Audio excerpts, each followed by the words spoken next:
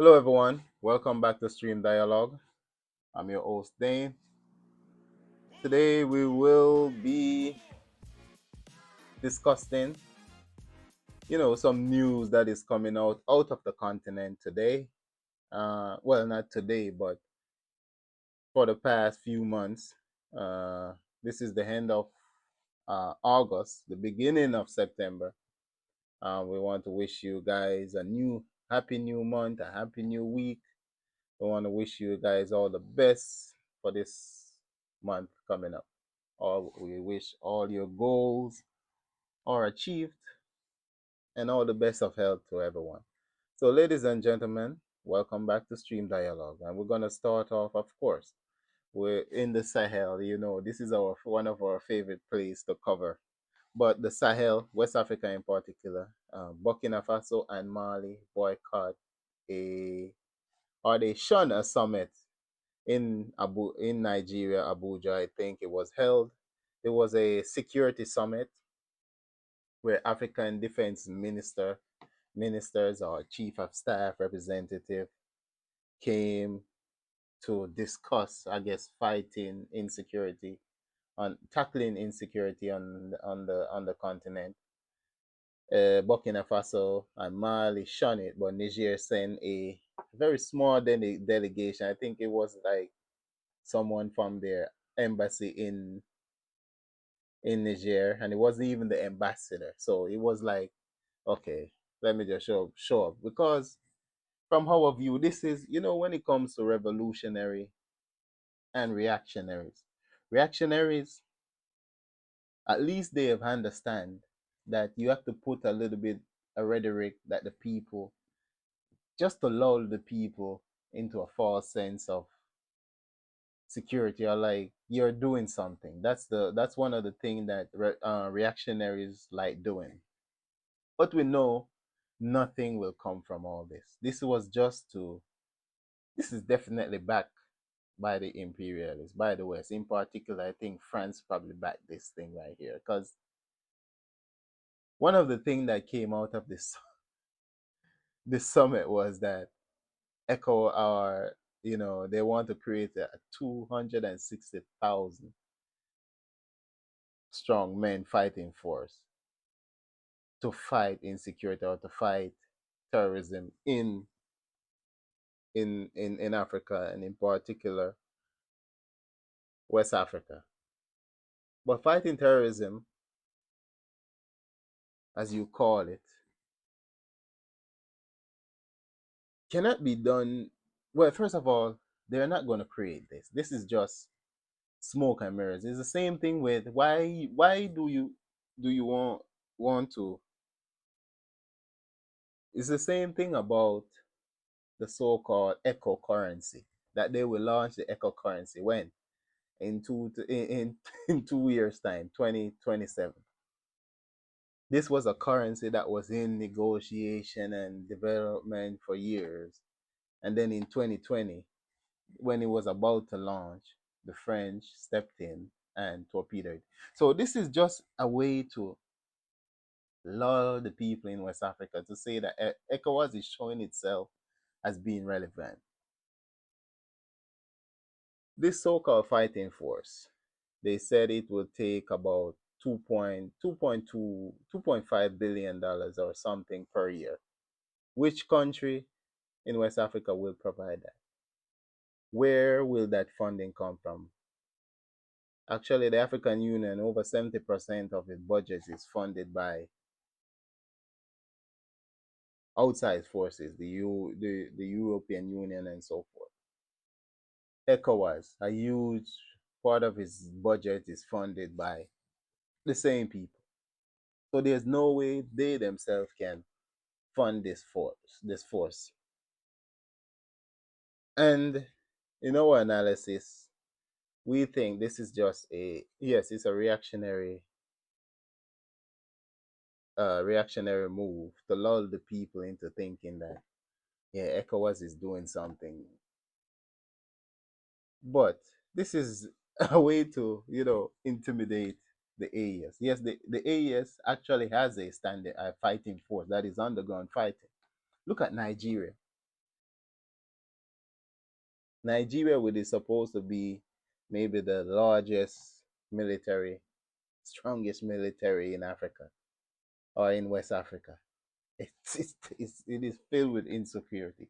I think they should use that 260,000 fighting force to clean up Nigeria first. But when it comes to fighting insecurity or terrorism, as they put it, these mercenaries, number one, funding. Where are they getting their funding? The chief of staff, the political speaker, the chief of the army of Nigeria, the political, he's basically a political spokesperson. He actually speaks more than the politicians. One of the things he came out and said but was that there were international funding for these mercenary groups or these terrorists. But he stopped short of saying who is funding them. So for you to fight terrorism, you have to fight the funding and you have to call out the funding of them, of these terrorist groups. Number two, where are you gonna get the manpower from? Most African countries cannot recruit, or a lot of them are not even allowed to recruit the sufficient number of troops to keep their country safe. A lot of a lot of governments, these reactionary governments, the puppet governments, are actually afraid of their armies. This is why the army in Nigeria is non-existent. It's broken. It's terribly organized. It's under-equipped. It's unprofessionally run. Run. It's unprofessionally run. I'm not saying that there aren't brave soldiers within these militaries, but the structure of the military it cannot function, and that's the point of it. So this is another thing to basically intimidate the AES, or to put it out like, oh, we're doing something. We know ECOWAS. You won't. You look at these military chiefs, and these a lot of these summits, they will come out and make pronouncement and make declaration and so forth. But the only thing they do is sit and eat, under air condition, drink water. Nothing will get done. They will come back in the next 2 years, 3 years, and make you know all kind of pronouncement. But that is that. We won't spend any time on that. That's nothing for us. But move it still with the Sahel, the Niger. Niger has imposed visa restriction on 5 European nations in retaliation for travel difficulties. So the government of Niger has announced new restrictions on citizens of 5 European countries, and these countries include Italy, Italy, uh, Netherlands, Germany, Belgium, and the United Kingdom, and that they will no longer receive visas from Nigerian embassy in their respective country. And this is basically a tit for tat. So one of the things that Europe, a lot of these Western countries they just like to embarrass people. It's like they get a kick out of embarrassing people from the global south.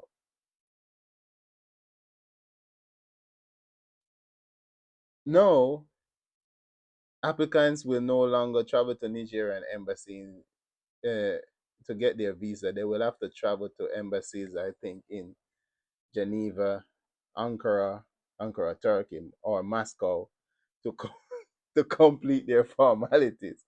And I think this is welcome. Eh, a lot of these countries, if you don't want people to come to your country, you don't have to put them to all that. A lot of these visa regimes are like money. They're like a money making thing for them. If you don't want somebody to come, why are you trying to embarrass people? But kudos on the Nigerian authority for doing this tit for tat. continue to insult people, it's going to take a long time for the West. I don't think the West will ever come to this. They've been living arrogant for the past how long? So we welcome that. Sticking with Niger, wonderful news. One of the thing they when the French were kicked out of the Sahel countries, the Confederation, Burkina Faso, Niger, and Mali, they say, oh, they will never survive. But well, took Niger took out the Boko Haram leader in the Lake Chad area, the Lake Chad area. So if you don't know about the Lake Chad area, it is a Lake Chad. It borders the country of Chad, Nigeria, and Niger. So it's a huge sort of area that it's rich in natural resources too. It's very rich in natural resources. Water, of course, a lot of minerals, very fertile ground. And one of the thing about that, and I think this goes into the cooperation with Chad, where Chad is sharing intelligence with the Nigerian authority. I remember General Chiani in one of his interview a few months ago where he said, we are watching these people, and he mentioned the names, he mentioned everything that was going on, and the training that these mercenaries, these terrorists were getting from the French, from the French in that area. And also there were people were being trained on the Nigerian side, not Niger, but Nigerian side. And this is a in the Lake Chad area in Nigeria too. It's where a lot of insecurity is. The government does not control a lot of its territory. That is Nigeria. The Tinubu government does not control anything. So it is commendable. Good work by the Nigerian military and their security forces. And moving on to Burkina Faso. I love talking about Burkina Faso, right? Burkina Faso, they have announced a nationwide end to the activities of target, target malaria research, targeted malaria research. So,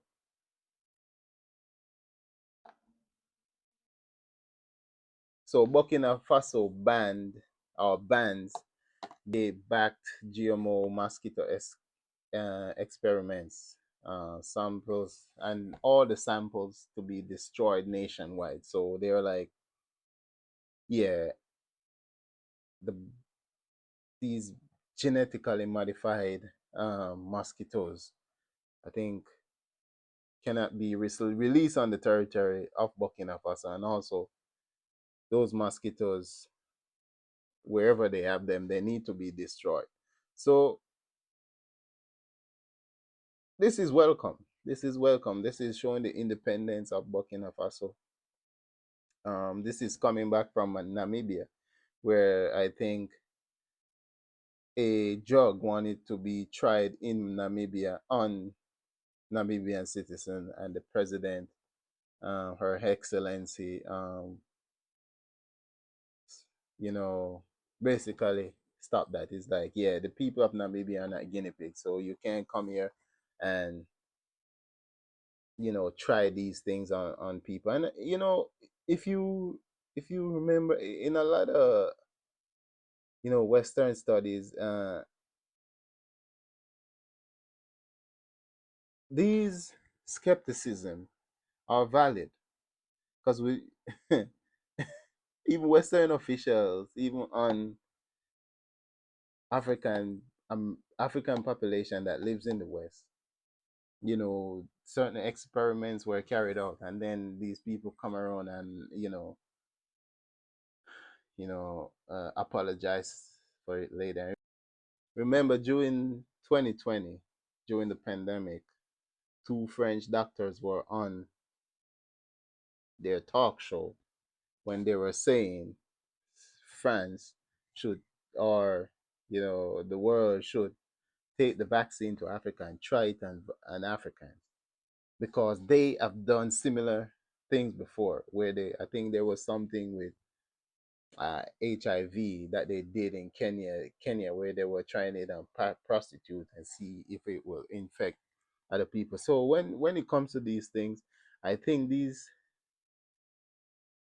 things are welcome because we don't know what exactly these people are doing. So kudos to the Burkina government. When it comes to sovereignty, this is a sovereign decision, and we welcome that. So, ladies and gentlemen, one of the places that I look for exclusive news on West Africa and Africa in general is West Africa Weekly. So this is a platform, a website that you can go, different stories about Nigeria. One of the stories that I saw was that Tinubu again is making life miserable for the Nigerian people, people of Nigeria by raising taxes on oil, on gas, which is amazing. We hope to see freedom to the people of Nigeria. So, ladies and gentlemen, that's the update for what we have today. We wish you the best of health. It's a new month, new week. Thank you so much.